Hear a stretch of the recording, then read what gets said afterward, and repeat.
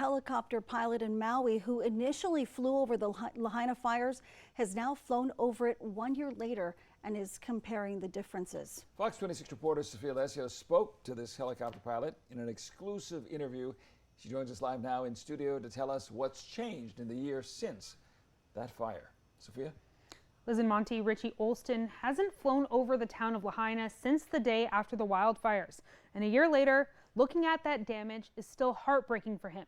He says that the left of the historic town is just gravel. Oh my goodness, look at all these houses. The morning after the devastating wildfires in Maui, most of the world had no idea how bad things really were. Oh my gosh, look at the harbor. That morning, Richie Olston decided to fly over and see what the fire was doing. When we started to see that the whole town was gone and hundreds of homes were gone, we literally were in disbelief. You know, I looked at the other guys with me and I said, are you seeing what I'm seeing? Is this real? Unbelievable. This looks like Baghdad or something. We had tears rolling down our cheeks, up in the helicopter, because it was unbelievable. It looked like a war zone, looked like an area that had been bombed, and it was just smoldering afterwards. Just horrific. Now looking at Lahaina a year later. Big difference was that almost all of the destruction was gone and cleared away. But that doesn't mean Maui is even close to recovering. It still struck me as being catastrophic because the buildings are all gone. You know, the historic section is gone, people's homes are gone, people died there.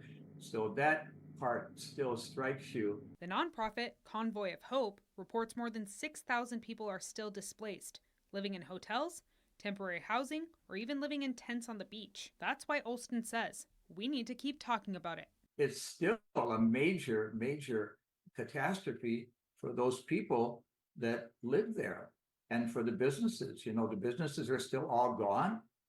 You know, nothing has started to be rebuilt, and that'll take a long time before there's businesses built again where people were working. Even though the island is open, tourism hasn't picked back up. There's no Lahaina town per se to visit anymore for the tourists. It's still impacting tourism here tremendously. Maui is way down. Even us, a year later, we're still 30% down from previous to the fire.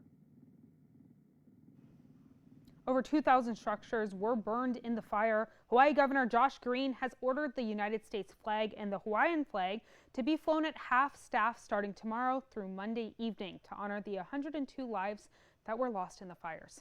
Liz and Monty. Thank you, Sophia.